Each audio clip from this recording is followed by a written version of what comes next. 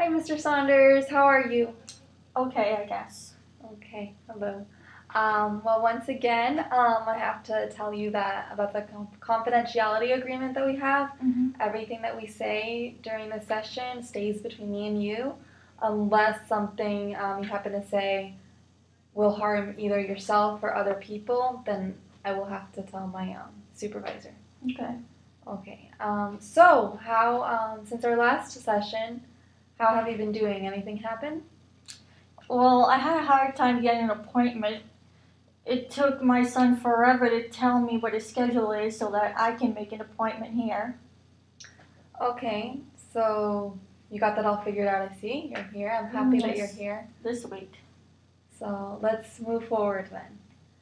Okay, so again, what's tearing you down right now? What's bothering you a lot?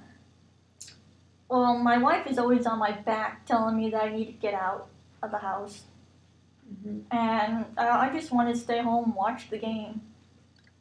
You want to stay home? From our last session, I remember how you said you wanted to get out of the house. It's always such a big production when I want to go out somewhere. And I have to call my son or my daughter.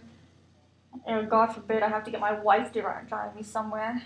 And how do you feel about asking all these people? It sounds really hectic. It is. It's frustrating, because they have their own lives, their own schedules, appointments, and I have to hope that they have time free. So for you, it must feel like you're being a burden on them, and that doesn't ever feel good. No, it doesn't. Okay. So do you have any idea of how we can figure out a way where you don't have to rely so much on your family and your wife to take you places? Well, that would be great. But I don't know, because, I walk with a limp and a cane. So. Okay. How would you feel if you were able to get in some kind of transportation vehicle without too many problems and just go do what you do? That'd be great. I used to just be very spontaneous. I'd come home on a Friday afternoon after work and tell the wife and the kids, pack up, let's go for the weekend.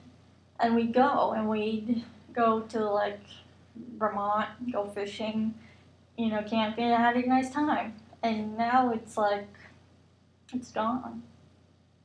That's really sad to have those family trips and not be able to be the leader of those trips anymore. Okay. So now we know that you want to get out of the house and you don't want to feel like a burden.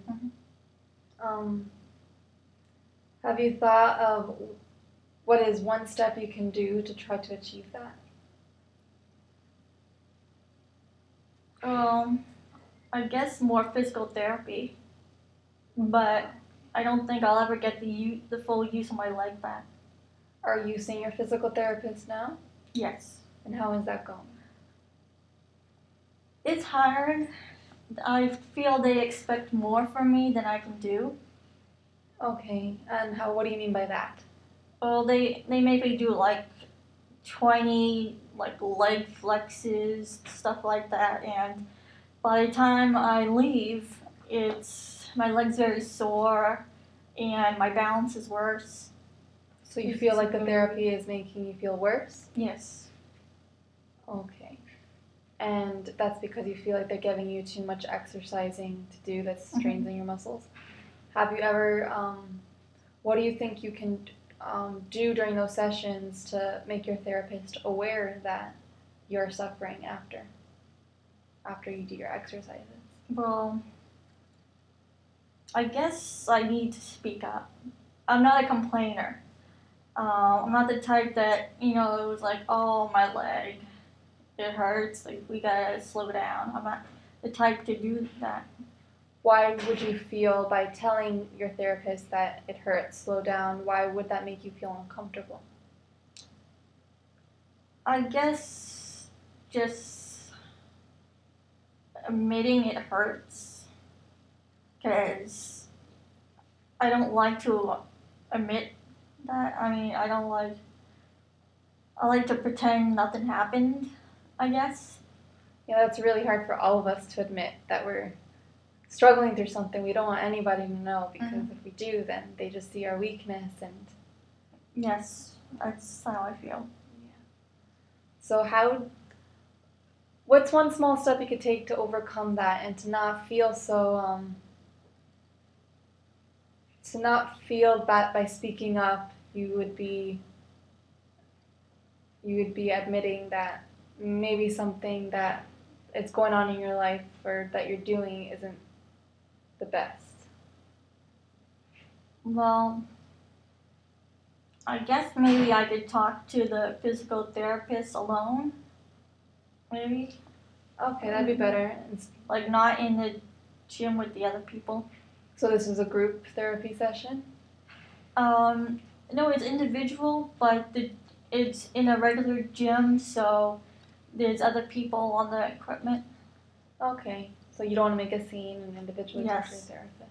Like, I don't want people thinking that, it's because I'm old. Okay. Like, he's an old man, he shouldn't be using the weight machines. That sounds like an awesome alternative you just came up with to go see your therapist. Really? Yeah. Okay. To go, it's these small steps. Everyone, a lot of people that come in here think they have to overcome these huge milestones, but all you got to do is start little by little, and you do 5 small steps, and it turns into one big step. So. Okay. You're one step forward. So great. So now you have thought to meet with your therapist alone in his office maybe, and talk about how you feel.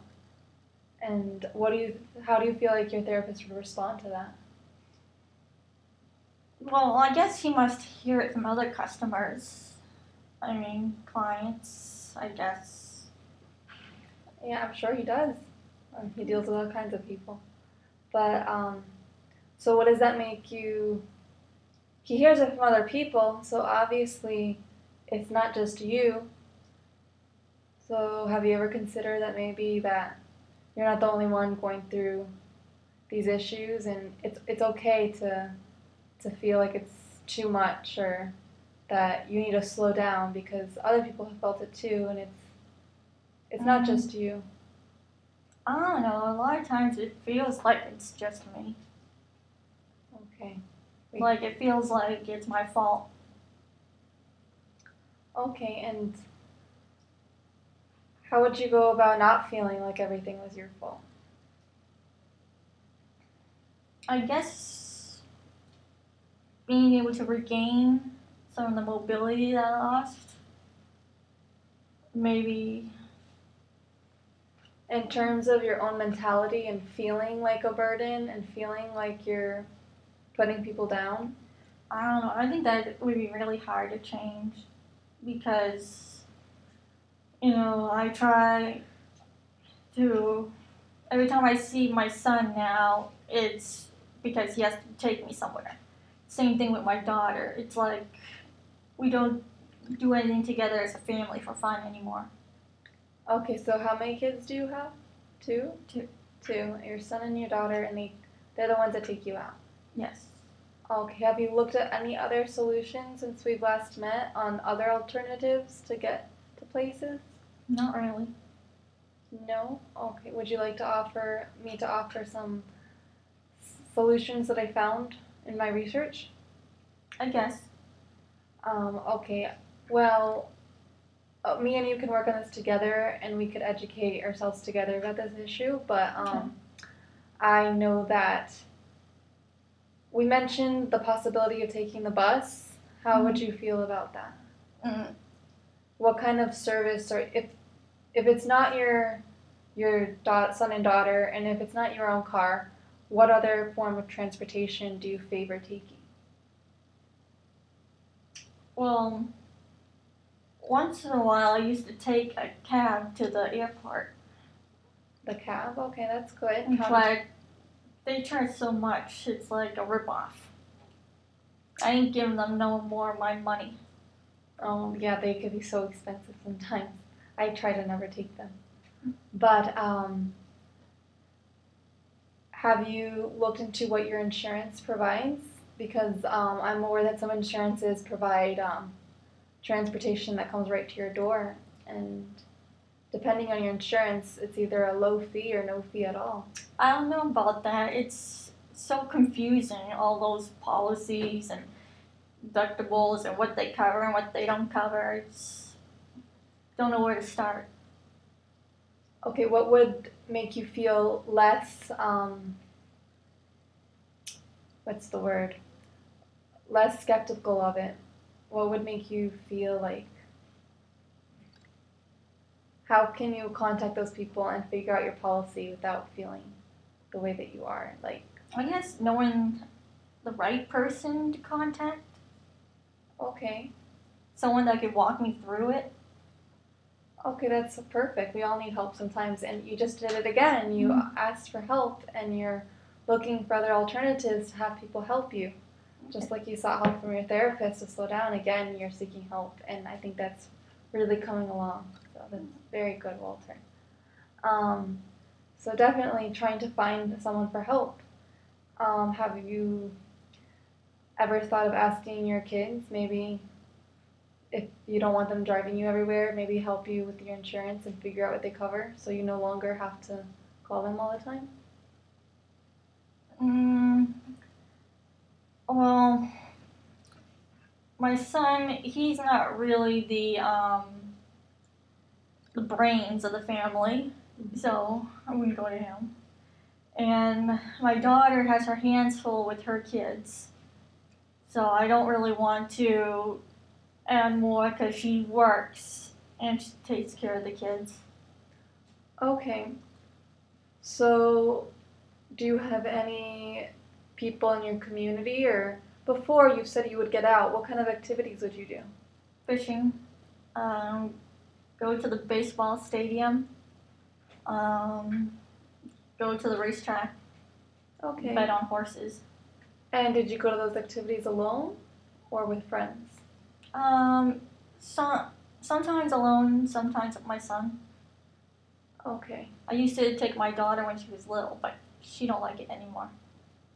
Okay. Besides your son, your daughter, and your wife, do you have any other people you are in contact with?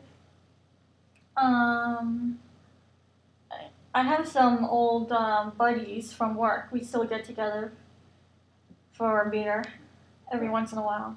And how do you feel about communicating with what you're going through to any one of them? I don't really see them as that type of friends. Like, they're great to hang out with, but, you know, they don't tell me about their big problems, I guess, and, you know, we just don't share that kind of information. We're like manly men. Okay, that's good to admit. Alright, so we realized that. Are you curious about finding out about if your insurance covers these kind of door-to-door transportation vehicles? Yeah. How would you guess feel so. riding in one of those vehicles to come pick you up? Well, I guess it would feel like having a chauffeur. That's nice. I wish I would have a chauffeur. So, okay. Well, you should with all the taxes we pay. Every one of us should have a chauffeur. Absolutely. But, alright. So, we want to find out what your insurance covers. So, why don't we start working on together who you can contact, who could help you. I'm sure I could do my own research and I can make some phone calls and we can see who would be willing to sit down with you, maybe come visit you or meet you at the library or something and call and figure out what your insurance covers, and hopefully we can get some kind of vehicle for you so you don't have to depend on your kids so much. It sounds good. It sounds good? Okay. And with your therapist, you said you were going to speak with your therapist about slowing things down. So that's another great step. How do you feel about all this? Are you feeling hopeful or are you still down? I guess, it would be great if I don't have to call up people just to get a ride places, if I could just